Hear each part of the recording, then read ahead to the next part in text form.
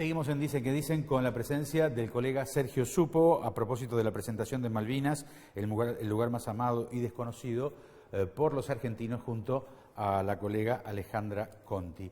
Siempre nos preguntamos, Sergio, si algún día será posible retomar la soberanía, ¿no? Pese a todos los pedidos que vienen haciendo sistemáticamente todos los gobiernos argentinos cada vez que tuvieron oportunidades en Naciones Unidas. Pero lo que nos da la sensación que además de este reclamo, nunca vimos acciones originales, ¿no? Es como que los gobiernos reclaman, pero no hay ningún avance en torno a la posibilidad de sentarse en serio a una mesa de negociaciones, que no sabemos si es por la actitud pétrea de Gran Bretaña o Argentina no sabe manejar las cosas. Brevemente una referencia a eso. Mirá, me parece que lo que acabas de decir se ajusta perfectamente a lo que ocurrió después de la guerra. Después de la guerra, la Argentina ha tenido políticas diferentes, podríamos hasta decir que erráticas, hasta que en el último tiempo prácticamente la causa de Malvinas ha sido utilizada como elemento de política interna, como un discurso que cala muy hondo en el sentimiento de muchas personas, de muchos argentinos, pero que queda ahí, se agota en un discurso que apela a la sensibilidad, pero no a la razón, ni mucho menos a la creatividad para encontrar algún resquicio, alguna alternativa. Lo concreto, vos decías antes del corte que la guerra da derechos o no da derechos. Esa es una discusión larga en política internacional. Los británicos tienen una posición sobre eso. Consideran que la guerra da derechos y el resultado de la guerra da derechos, por lo cual se sienten habilitados a decir que haber ganado la guerra de Malvinas termina la discusión, agota la discusión sobre el reclamo argentino de soberanía.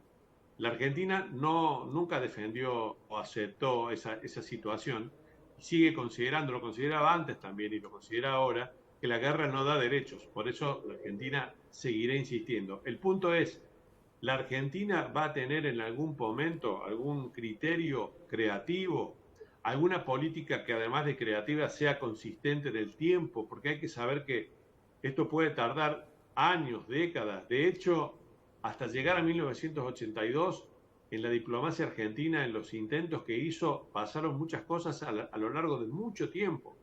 Argentina estuvo cerca de la hipótesis de encontrar una negociación con Malvinas en la década del 70. Lamentablemente la guerra abortó esa posibilidad. Y hay que decir que, sin perjuicio del homenaje que merecen nuestros combatientes y nuestro agradecimiento eterno Gloriosos a su esfuerzo y a su sacrificio, la decisión política de la dictadura militar de iniciar un conflicto armado para recuperar la soberanía alejó a la Argentina mucho de la posibilidad de recuperarla. No sabemos cuánto tiempo y tampoco podemos afirmar que sea para siempre. Pero claramente, Alberto, la guerra es un mojón muy difícil de franquear y de soslayar cuando se trata de tratar de recuperar algún tipo de negociación posible con los británicos y con los isleños. Lo otro, y con esto termino muy rápido, ya se empieza a convertir en inviable la posición argentina de seguir negando la existencia de isleños establecidos allí, la mayoría de los cuales tienen un tiempo de residencia, sus familias, mucho más larga que la enorme mayoría de los argentinos. La mayoría de los isleños llegaron mucho antes que nosotros, los inmigrantes que descendemos de inmigrantes fundamentalmente europeos a la Argentina. Hasta antes de la guerra entrábamos y salíamos a Malvinas sin ningún problema. Allí estaba YPF, allí estaba el Correo Argentino, allí estaba Aerolíneas Argentina, había vuelos regulares. Los habitantes de Malvinas venían al continente, quienes querían ir del continente lo podían hacer sin ningún problema. Ahí falló una política inmigratoria. ¿No hubiese sido acertado empezar a poblar de argentinos Malvinas cuando había chances y posibilidades en base a las buenas relaciones y a todo lo que se decía, ¿no? Porque se abrió una ventana muy concreta. Sí, coincido plenamente. Se abrió una ventana en el año 71, que es a lo que vos estás haciendo referencia, el acuerdo de comunicaciones por el cual prácticamente Inglaterra se desentendió de la logística del abastecimiento y la asistencia a las islas y se lo transfirió a la Argentina. Allí, sin embargo, no hubo muchos argentinos viviendo en las islas, ni hubo tampoco por parte de la Argentina una política de poblamiento. Y en esto hay que decir una cosa. Malvinas tiene un clima hostil. No hay fuentes de trabajo establecidas ni formas de producción que no sean la vida de una ciudad pequeña. Esto es el comercio o algo más. La vida rural de las islas se reduce a enormes estancias que demandan muy poca mano de obra para pasar ovejas de un lado a otro y una vez al año esquilarlas y generar la lana con la que hasta el año 82, 86 las islas tuvieron como único recurso productivo. De manera que claramente en ese momento había la posibilidad de que la Argentina estableciera algún vínculo mucho más fuerte de que se estableció, pero no se lo estableció. Y ahora, a partir del 82, han pasado nada menos que 41 años, eso es poco menos que inviable. Uno no puede ir a Malvinas sino como turista, siendo argentino o de cualquier nacionalidad, quedarse un tiempito, o ir con un contrato de trabajo específico y llegar a las islas ya con ese contrato. No se puede ir sin contrato de trabajo a quedarse o a radicarse. Y difícilmente le den un contrato de trabajo a un argentino. Prefieren otras nacionalidades claramente. La palabra Malvinas no existe en Malvinas, ¿no? Mira, el principal hotel se llama Malvinas House.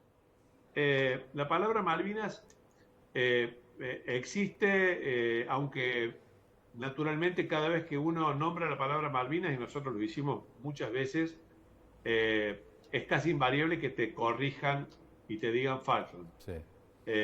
O sea, se sienten hasta cierto punto molestos cuando un argentino habla de Malvinas y no de Falkland. Nosotros hablamos todo el tiempo en nuestra habla cotidiana con Alejandra como Malvinas, obviamente.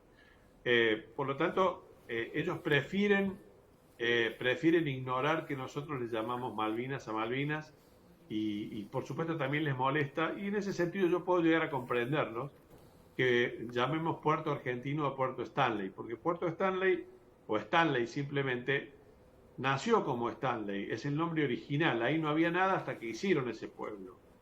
Y luego la dictadura, donde ese pequeño plazo, que fueron menos de 3 meses, rebautizaron Stanley como Puerto Argentino, y así quedó para la Argentina. Pero en realidad el nombre original es, y el único nombre que antes había tenido era Puerto Stanley. Tenemos 30 segundos ya en el final del programa. Emocionalmente, ¿cómo regresaron ambos?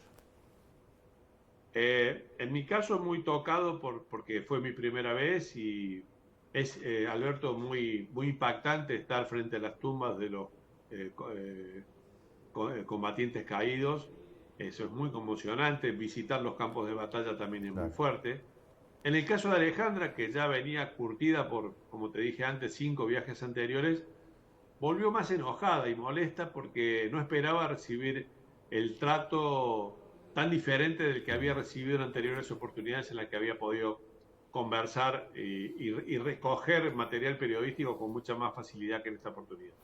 Una gran recorrida sobre las islas, lo que no sabemos, cómo viven, qué piensan, cómo son actualmente, cuál es su situación económica, cuán lejos, cuán más cerca, cuán lejos, ¿no?, están de los argentinos. El lugar más amado y desconocido por nosotros, Malvinas. Alejandra Conti, Sergio Supo, en todas las librerías del país. Sergio, seguís presentando el libro en todas las provincias argentinas, también en la Feria del Libro. Un abrazo grande y gracias por participar en el programa. Un enorme abrazo y gracias por tu generosidad, Alberto. Un abrazo grande. Allí estaba el colega Sergio Supo. Sugerencias a dqd@fibertel.com.ar. Nos vamos a reencontrar la próxima semana. Han sido muy amables.